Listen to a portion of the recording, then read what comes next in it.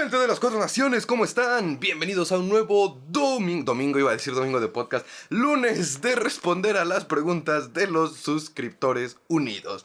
Es que me quedé con la idea del domingo porque el domingo pasado evidentemente no hubo podcast y no tengo excusa, simplemente me dio un chingo de hueva hacerlo y no lo hice, así que ni modo. Por eso nos estamos reuniendo hasta el día de hoy para responder a las preguntas de los suscriptores unidos. Como ahora sí se juntaron varias preguntas, no solo de los suscriptores de Patreon, sino también de los suscriptores de YouTube, pues no nos vamos a entretener en guaguara ni vamos a hacer mucha cantaleta, por lo cual ya comencemos con las preguntas, empezando hechas por las que hicieron los suscriptores unidos de Patreon, iniciando con José Pablo Rocha Tapia. Así que comencemos.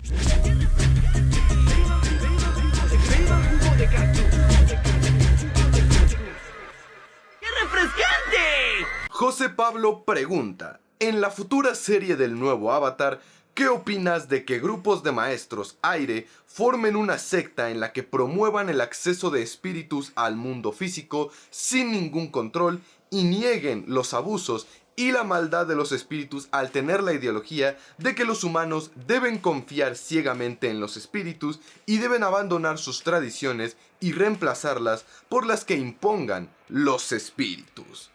Y la segunda: ¿qué nuevos conflictos se te ocurren en el mundo tras la partida de Korra y que merezcan toda una temporada de desarrollo o toda una serie? Y mira, la verdad es que tus dos preguntas se pueden juntar porque algo que me parece muy interesante y creo que a todos les intriga del futuro del universo Avatar, ya no voy a decir una nueva serie o un nuevo cómic, sino en general el futuro del nuevo Avatar, es esta cuestión de que están los portales espirituales abiertos y cualquier ente humano o espiritual puede cruzar de un mundo a otro, al parecer sin ninguna restricción. Y si bien para la cuarta temporada de La Leyenda de Korra sí nos pusieron que como tal había que guías turísticos, que cierto control, que los espíritus solo en la jungla de los espíritus y no se pueden explayar, algo que nos ha enseñado el universo Avatar es que tanto humanos como espíritus, a medida que van pasando los años, pierden la rigurosidad de esos límites y se empiezan a explayar y a explayar. Entonces creo que un conflicto interesante en efecto sí sería no necesariamente que un grupo de maestros aire, pero que sí un grupo de humanos viera a los espíritus como estas figuras incuestionables, algo así como unos fanáticos religiosos que quieran que los espíritus vuelvan a apoderarse del mundo y sean los que lo rijan y lo que lo controlen, etcétera, etcétera. Vaya, unos humanos que entren en el síndrome de Stephen.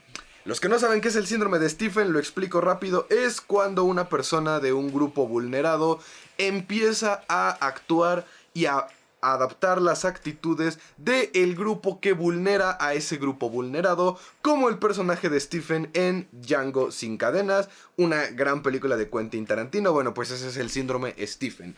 En el caso de Avatar serían estos humanos que ven a los espíritus como los que tengan la razón, los que hacen todo bien, como tú planteaste en tu pregunta, y precisamente busquen perjudicar a los humanos para que los espíritus ganen territorio.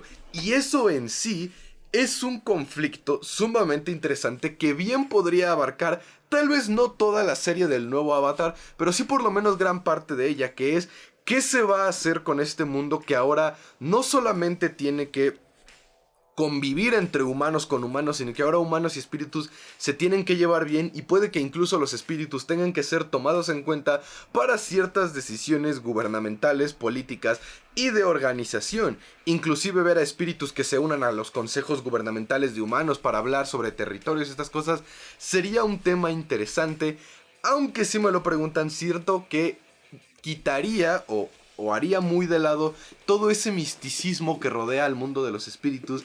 Pero yo de por sí nunca fui muy team de darle un lugar físico al mundo espiritual, así que esa decisión que tomaron en La Leyenda de Korra, pues no es como que le puedan hacer borrón y cuenta nueva, pero de que sería un conflicto interesante ese tema de los espíritus y su inclusión al mundo y personas que lo vean como algo positivo y que quieran que ellos tengan el control, claro que sería algo interesante de ver en la nueva serie de Avatar y un conflicto al que se tenga que enfrentar el nuevo Avatar de la Tierra, porque pues presenta esta paradoja de un Avatar de la Tierra que tenga que ver con pedos espirituales.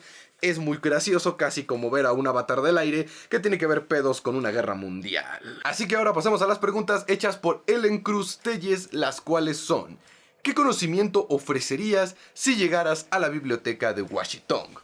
Y la segunda: ¿qué tan imposible es el Metal Control en realidad con el platino? Puesto que el platino en estado puro, que es el 0.99, es muy blando y muy maleable, y para hacerlo duro tiene que a huevo estar hecho con otra aleación, ya sea hierro, ya sea titanio, u un metal que sí sea fuerte.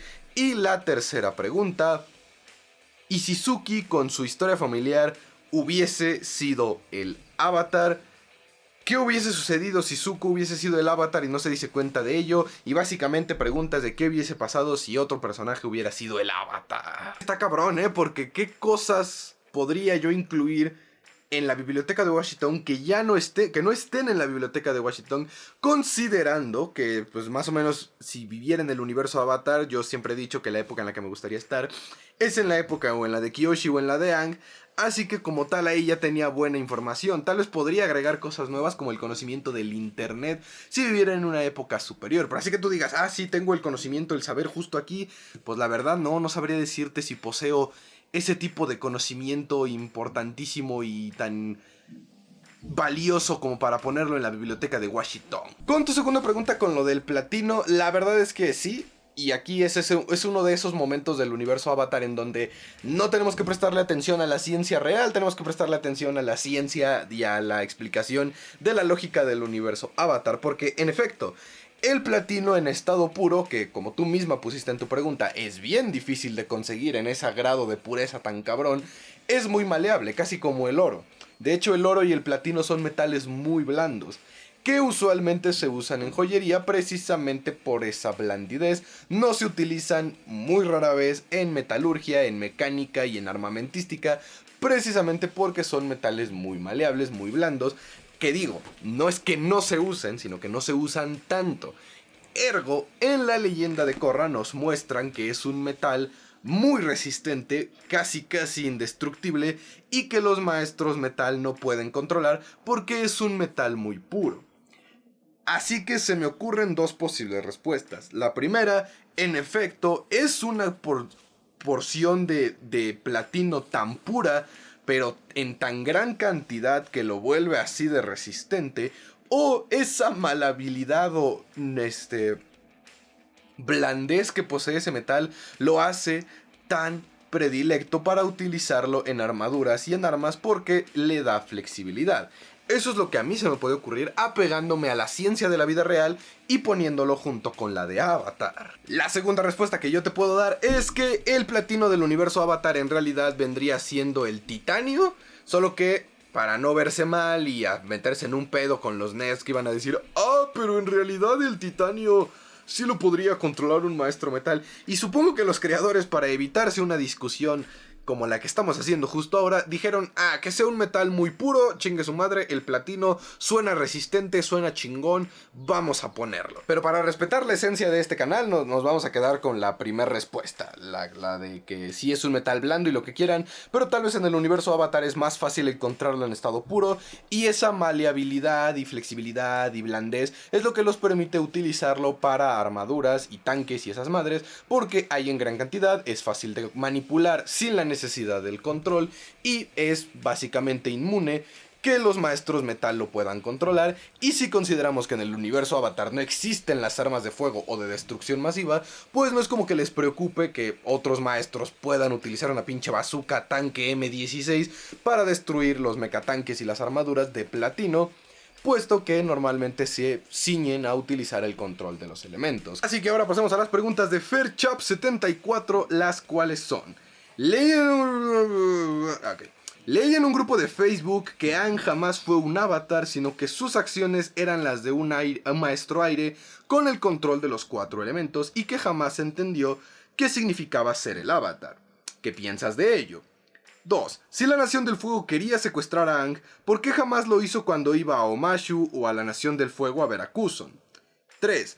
En tu video sobre los creadores rompieron de lo que rompieron el canon, ¿no crees que hicieron lo de Yue porque en realidad para que un espíritu renazca tiene que pasar mucho tiempo y pues tenían que recuperar la luna pronto, etcétera, etcétera? Y cuarta y quinta, tomando en cuenta que tengas razón y separen el libro 2 y 3 en partes, esto para el live action, ¿cómo lo separarías tú? Y la quinta, ¿qué tanto hubiera cambiado la historia si el entrenamiento de Korra hubiera estado bajo vigilancia de Zuko y del equipo Avatar de Aang? Ok, primera pregunta de este suscriptor unido y primer consejo que voy a dar aquí: no le hagan caso a las discusiones y menos a las discusiones en grupos de Facebook. Se los dice alguien que lleva tiempo en el fandom de Avatar, en grupos y páginas de Facebook, de Twitter, de Reddit, de todas esas madres. Créanme que cuando una persona quiere discutir pero no quiere dar la cara, utiliza grupos de Facebook porque es la manera más fácil de mantenerse anónimo y de poder decir toda su verborrea verbal sin ningún problema e incluso a veces sin ninguna consecuencia. Prueba de ello es esa discusión que te encontraste en un grupo de Facebook.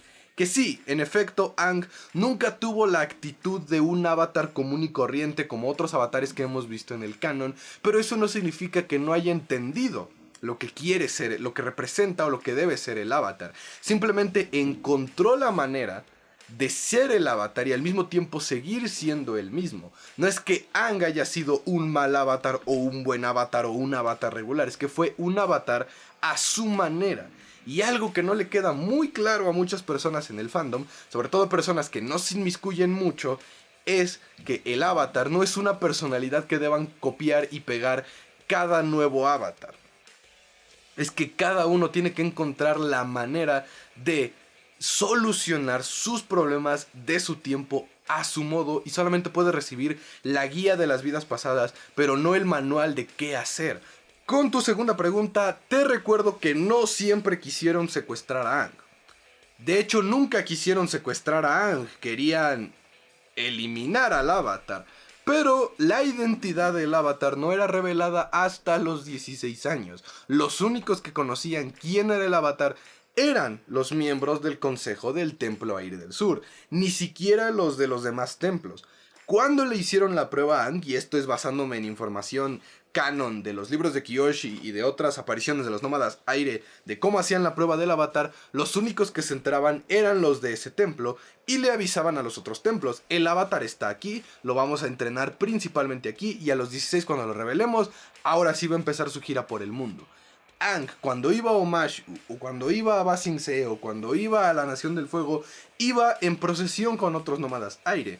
Y yo sé que ahí se creó una teoría al respecto sobre de que en realidad lo llevaban porque tenía que conocer los políticos y la madre, pero eso es solo una teoría, eso es solo mi imaginación de ese escenario. Pero en el canon, Aang iba en procesión de nómadas aire, a festivales, a visitar, porque sí, porque se les antojó, porque Yatso era bien buen pedo, por las razones que fuera, Aang iba y conocía, pero para el resto del mundo Aang era un niño más nómada aire, y a menos que la Nación del Fuego se la pasara secuestrando niños random cada que viajaban a otros lugares, el chiste era mantener en secreto todo lo que estaban planeando, porque uno, Roku ya le había puesto el aviso a este Sozin, y dos, en cuanto la Nación del Fuego tocara a las figuras más sagradas del mundo, las demás naciones se les iban a ir encima. El por qué Sozin optó por destruir a los nómadas aires se debió a que o los mataba a todos de un jalón y de esa forma mandaba un mensaje a las demás naciones, o se arriesgaba a que en cuanto tocaba a las figuras santas del mundo, el resto del mundo se le viniera encima y no pudiera iniciar su expansión. Así que no hubiera convenido tratar de secuestrar al avatar porque no sabían quién era y porque era muy arriesgado política y militarmente hablando. Y con tu pregunta 3, o sea, evidentemente está claro que la razón la razón principal del por qué Yue hace el sacrificio es porque necesitaban recuperar la luna en ese momento. O sea, fue más por un motivo de urgencia que por un motivo real de necesidad. Mi problema no radica en que Yue haya sido sacrificada. Mi problema radica en que a gran escala ese sacrificio no sirve para nada. O sea, porque tarde o temprano la luna iba a regresar y si nos ponemos en ese plan de ponernos ultra técnicos de no, güey, es que en realidad lo estaban haciendo porque necesitaban la luna recuperarla de una vez, no es cierto.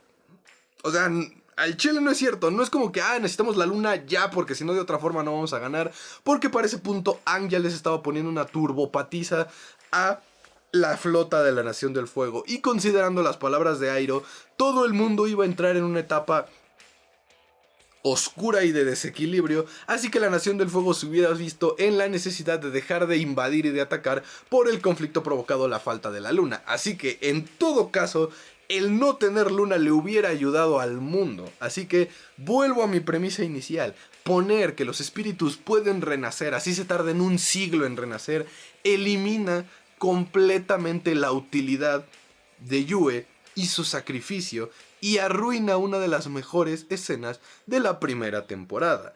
De que lo necesitaban inmediatamente, de que las prisas, las urgencias, eso solamente son premios de consolación a los que me puedo aferrar para seguir amando esa secuencia de Yue. Pero el hecho de saber que no importa que si un espíritu se vuelve mortal o no, de todas formas va a renacer, le quita mucho peso y mucha importancia y jode el canon.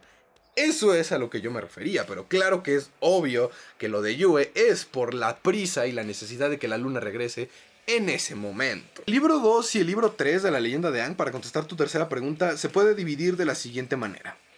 Cuando llegan los episodios de Ba Sing Se, ahí se acaba la primera parte de la segunda temporada, y la segunda mitad de la segunda temporada es todos los acontecimientos de Ba Sing Se hasta el final de la segunda temporada. Da precisamente bien.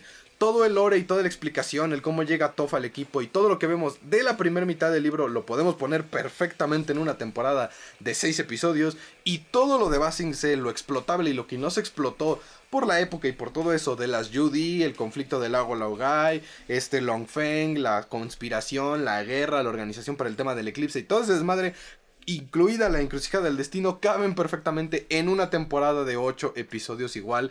Así que ahí está la división del libro Tierra.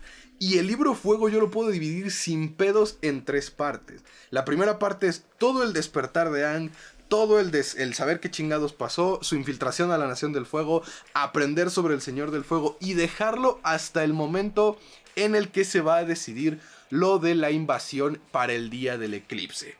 Más o menos lo que vendría siendo el episodio de Pesadillas y Fantasías, ahí estaría terminando la primera parte del libro Fuego. Luego la segunda parte del libro Fuego abarcaría fácil los conflictos de todo el tema del eclipse, hasta el punto en el que Azula llega a destruir el Templo Aire del Oeste, es decir, más o menos despuesito del tema de la roca hirviente. O sea, el último episodio de esa segunda temporada, de la tercera temporada, sería cuando Azula llega y destruye el Templo Aire del Oeste y el equipo Avatar tiene que volver a huir y regresar a acampar, pero ya con Zuko uniéndose. Así que ahí, como ven, ya tengo primera parte y segunda parte, y ya la tercera parte bien puede ser todo el tema final, el entrenamiento de Aang con Zuko, el tema de la guerra, lo de llegando el cometa y final de la serie. Y ahí está, libro 2 dividido en 2 partes, libro 3 dividido en 3 partes, y eso nos dejaría unas hermosas, bellas y perfectas, más o menos 3, 4, 5, 6 temporadas para este live action de Avatar. Y con tu quinta pregunta, la verdad es que habría cambiado bastante, y esto yo lo he dicho muchas veces. Uno de los principales problemas que tiene el live action, la leyenda de Korra, es el pésimo trabajo que le dan al desarrollo y al cómo nos habían quedado los personajes de la leyenda de Aang, con Toph, con Katara y con Zuko, que de ser los más importantes y los más influyentes y los más revolucionarios, pasan a ser pinches nada. Entonces, más que cambiar al personaje de Korra, que sí lo hubiera cambiado un chingo, cambiaría mucho el resultado y el cómo acabaron los personajes de la leyenda de Aang. Pero esto es una cosa de la que yo ya he hablado muchas veces en este canal, así que no voy a explayarme demasiado, simplemente diré que el cambio sería para mejor y sería mucho más interesante.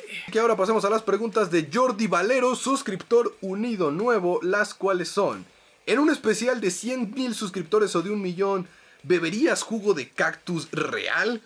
Segunda, ¿qué pasó con el cuerpo de Unalaq? ¿Si murió o puede volver a aparecer en el futuro en el mundo espiritual? 3. ¿Crees que veremos la hipnosis de Ba Sing Se en alguna historia del nuevo Avatar? 4. Si ya vimos que con Azula funcionó el juntar los linajes con el Avatar, ¿podría significar que por eso Jinora es tan buena maestra aire? Y 5. ¿Tiene sentido que Toph se haya convertido en policía? Ok, con tu primera pregunta, no. y esto es una situación de seguridad, y para responder a la pregunta de qué conocimiento le puedo dar a la biblioteca de Washington, no. Así se encuentren en el desierto y estén a punto de morir, no beban agua de un cactus. De hecho, parte de la risa y del chiste de ese episodio es enseñarle a los niños que no se bebe del agua de los cactus. Hay poquísimas, contadas especies de cactus cuyo jugo se puede beber y no hay problema. La mayoría de los cactus son venenosos, nocivos para la salud, o te van a provocar una disentería horrible que te va a deshidratar más rápido y te vas a morir más pronto. No beban jamás jugo de cactus en ninguna y bajo ninguna circunstancia. Y si se quieren drogar, hay métodos más seguros y mejor avalados para hacerlo. No. La pregunta se contesta rápido y se desintegró. Recuerda que cuando Batu absorbe a Unalaq y lo vuelve el pinche Megazord gigante, ahí Unalaq deja de existir. O sea, Batu posee y metamorfiza todo el cuerpo de Unalaq y se vuelve nada más esta madre. Así que Unalaq, en cuanto se vuelve ese gigante rojo, deja de existir y de haber cuerpo de Unalaq. Esto ya lo hemos aclarado muchas veces antes. Tu pregunta 3, podría ser algo interesante. Es algo a lo que recurrieron para los libros de Yang Chen, así que técnicamente ya lo hemos visto antes, lo de la hipnosis. De hecho, vimos los orígenes de la hipnosis de nuevo en los libros de Yang Chen, así que puede que sí sea algo que veamos en un futuro. Y con tu pregunta 4, es una teoría que tiene el fandom, y más que una teoría es más bien una explicación que le da el fandom al por qué Jinora es tan poderosa. Y es que sí, en efecto, tiene los genes del avatar Aang, pero también tiene los genes de Katara, ambos prodigios de sus elementos. Aang del aire y Katara del agua, así que sí, puede que sea la razón del por qué Jinora es tan grosa en el control del aire. La verdad, y esto con tu quinta pregunta, de todo el desarrollo que le dan a los personajes de la leyenda de Aang en la leyenda de Korra, el de Toph es el que me parece más racional. Y es que muchas veces nos vamos con la finta de que Toph debía haber seguido siendo un desmadre y lo que sea, por cómo era ella de joven.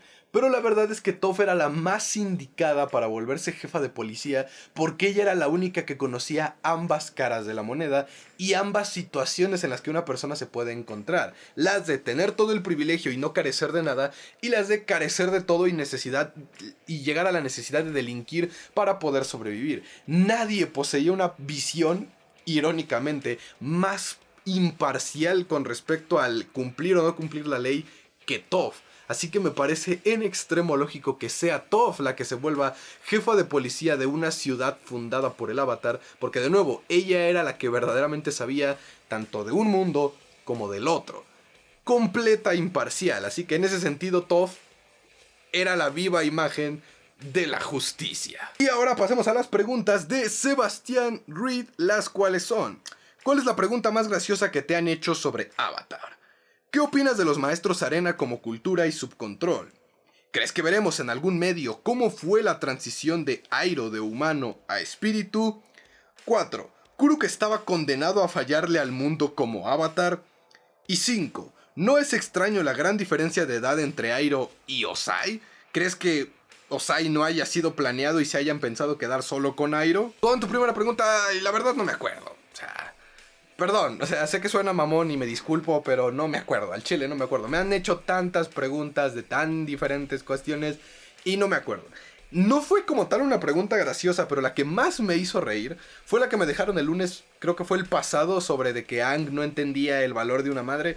Esa me hizo reír un chingo porque sí, no mames, el que la hizo no entendía para nada al personaje de Aang. Entonces, esa me hizo reír, pero me hizo reír por un motivo muy mamador, lo reconozco, así que como tal, no, así de muy graciosa no me acuerdo. Con tu segunda pregunta, la verdad es que los maestros arena sí son bien interesantes y sí me gustaría, tal vez no como tal que les dediquen todo un arco y toda una historia, pero alguien una vez dijo que sería interesante que el Avatar fuera un maestro arena, o sea, que fuera un arenero, y me parecía algo sumamente brillante, sumamente inteligente, hasta que descubrí que se basaron en el cómic fanfic de Genji para esa teoría y me dejó de encantar un poquito, pero quitando un de lado y haciendo de lado mis reservas al fanfic de Genji que me super caga, la verdad es que los areneros tengan más importancia a futuro me parece muy interesante, porque el desierto de Siwong es un desierto interesante y culturas del desierto son culturas muy interesantes, así que claro que me gustaría saber más sobre los areneros como cultura, no tanto como subcontrol, porque subcontrol como tal pues es como una mezcla de agua control con tierra, entonces es como que tú digas, ay cabrón, no me puedo imaginar algo bien chingón, pues tampoco. Así que me interesan más como cultura que como subcontrol.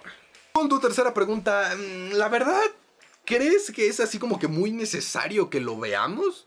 O sea, yo en la narrativa y cuando se cuentan historias, considero los acontecimientos de dichas historias en 3 categorías. Lo que a huevo necesitamos ver en pantalla, o sea, que me lo pongan tan explícitamente como quieran. Lo que puede darse a la imaginación, algo así como que nos den una escena sugerente y luego juego de sombras o se va haciendo la pantalla negra, que lo veamos pero no lo veamos del todo. Y lo de bien me lo pueden contar como un recurso de pasó en el pasado y así está, pero no es de a huevo que lo tenga que ver. Para mí esos son las 3 tipos de cosas que tiene que haber en la narrativa. Y en el universo Avatar hemos visto este tipo de cosas. Por ejemplo, vimos lo que el dolor de la pérdida y de la muerte le puede hacer a un avatar, que es algo que necesito que me expliquen, como lo es en el episodio de El Templo del Sur, cuando Aang descubre el cadáver de Yatso. Lo vimos físicamente, supimos lo que pasó y entendimos el dolor de Aang. Las escenas sugerentes la vimos en la segunda temporada con el túnel de los 2 enamorados, cuando Aang y Katara se van a dar el primer beso, pero la pantalla se va yendo a negro. Todavía no necesitábamos ver el beso, pero sabíamos que ya había romance ahí. Escena sugerente.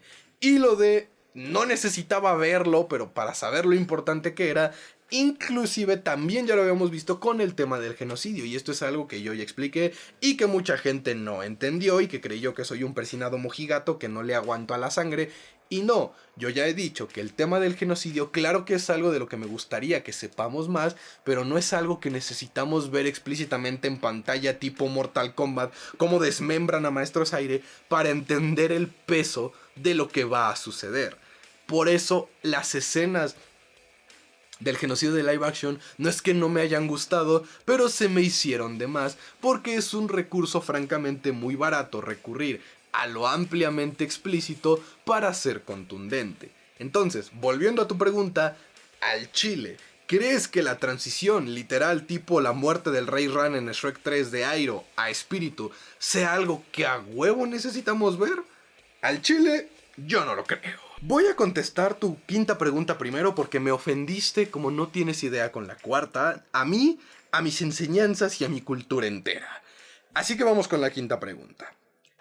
La diferencia de edad de Airo y Ozai no es tanta, de hecho ya se confirmó en el canon que entre Airo y Ozai hay a lo mucho 10 años de diferencia. Y digo a lo mucho porque cuando los creadores dieron esta respuesta la dieron demasiado ambigua, pero Airo se ve más viejo por pues cómo se lo puteó la vida, pero en realidad Ozai está muy bien conservado, pero solamente tienen a lo mucho, como dije, 10 años de diferencia, y pues tú pregúntale a cualquier familia latinoamericana de antes cuántos hijos llegaban a tener y qué diferencia había entre unos y otros, así que no, la diferencia de edad no está tan rara, pero digamos que a lo mejor tuvieron a Airo y ya no se les había ocurrido tener otro hijo, pero pues por ahí al Azulon se le pasaron de copas y andaba bien feliz, bien contento, bien happy. Vio a su esposa y dijo, vieja, pues aquí mero, y pues nació el Ozai. Pudo ser. Ahora sí, con tu cuarta pregunta, ¿qué pedo? No he hablado de Kuruk lo suficiente, no he predicado en el templo lo suficiente sobre este avatar para dejar en claro que nunca le falló al mundo y que si hubo un avatar que le fue leal al mundo, ese sería el avatar Kuruk. ¿Qué pedo con esa pregunta? ¿Que no he profetizado las palabras del Señor lo suficiente para dejar en claro que Kuruk no podrá tener los mejores puntos y en las enseñanzas que estamos haciendo de los videos de los miércoles no va a llegar al primer lugar, pero no he dejado en claro que Kuruk fue el que más sacrificó, el que más se esforzó y el que más ganas le echó para proteger al mundo humano y espiritual, y que por sola definición fue el que más ganas y más méritos tiene para ser llamado el mejor avatar. Que de nuevo, yo sé que en puntaje no los tiene, pero el güey, por su solo sacrificio, por el solo hecho de haber decidido no involucrar a ningún otro humano al dolor, destrucción y sufrimiento que él tuvo que vivir, eso ya lo deja en las mejores categorías y lo aleja por completo de la visión errónea que todavía muchos tienen de que el güey no hizo nada y que le falló al mundo. De nuevo, me has ofendido a mí, a mi cultura y a mis enseñanzas enteras con esa pregunta. cerrar con el video del día de hoy, banda. Vamos con un suscriptor unido que había desaparecido, pero que ya volvió. Danan Tuatá, te extrañábamos en el Suscriptores Unidos, así que con tus preguntas, las cuales son: ¿hubiera sido mejor un live action de Korra para reivindicarla? Y segunda, es más teoría. Yo creo que el Kavik-Chen no tiene sentido como relación romántica. Más bien creo que Kavik es el ancla de Yang Chen y queda más como relación amistosa. Con tu primera pregunta, la verdad es que no. Y esto lo digo como fanático y defensor de la leyenda de Korra. El fandom y el mundo no han alcanzado la madurez necesaria como para que un live action de la leyenda de Korra o inclusive un remake de la leyenda de Korra sea funcional. ¿Por qué? Porque invariablemente, si hacen otra vez la leyenda de Korra en animada, es más, si el día de mañana los creadores dicen vamos a empezar a publicar en Paramount Plus la leyenda de Korra, pero hecha otra vez y con todas las libertades, y nos enseñan la mejor serie del mundo, va a seguir saliendo gente diciendo que es un asco, que es una mierda, y le van a provocar mucho retractimiento que podría llegar a ser cancelada, podrían arruinar el proyecto, o podrían simplemente quitarle las ganas a los posibles animadores o actores que interpretan a los personajes en caso de que fuera un live action. El mundo no está preparado para más leyenda de Korra porque el fandom sigue siendo muy inmaduro en ese sentido. Así que hacer un live action o hacer un remake, lo único que haría sería avivar a esa gente que tira mierda por tirar mierda. Yo digo que un live action de Korra va a quedar bien o va a estar hecho cuando satisfagan a la necesidad del fandom del niño calvo. Y eso va a ocurrir después de la película del 2025.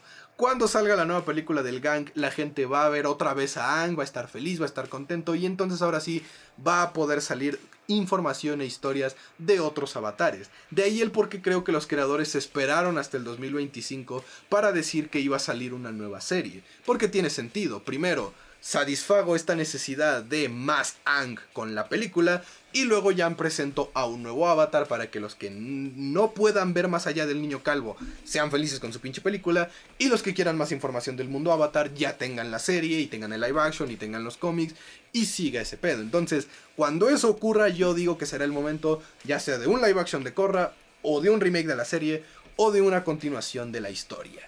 Antes, no. Con tu última pregunta, la verdad es que sí, tienes toda la razón, tienes todo el poder de la verdad en tu pregunta, y es cierto. Kavik y Yang Chen funciona más como una relación de amigos, como una relación de compas que se apoyan mutuamente, se entienden, se dialogan, se discuten y se cuidan, más que como una relación romántica, y es algo que me gustaría que ocurriera. Y se los digo yo, que estuve esperando un beso a los dos libros y que soy súper fan de este ship y que me gustaría verlos juntos, pero tiene más sentido y es más lógico y más necesario que sea una relación de solo amigos a una relación romántica, sobre todo porque hoy en día en los fandoms pareciera que las cosas llamadas amistad no lo pueden entender, y para ellos todo tiene que ver con el amor romántico, y no, banda, eso es muy tóxico. Así que sí, tiene más sentido el Kavik-Chen como compas que como relación romántica. Pero aún así, mi fandom sin lógica los quería ver juntos al chile. Así que bueno, banda, eso sería todo en el video del día de hoy. Espero les haya gustado y les haya entretenido. Iba a agradecer a los suscriptores unidos, pero ya me tardé un chingo, me explayé mucho respondiendo las preguntas, así que eso sería todo en el video del día de hoy. Nos vemos el día de mañana con el contenido regular del canal y todo lo demás, así que cuídense mucho, que la fuerza los acompañe y no se les olvide que la separación de las naciones es una ilusión. Somos un solo pueblo. Adiós.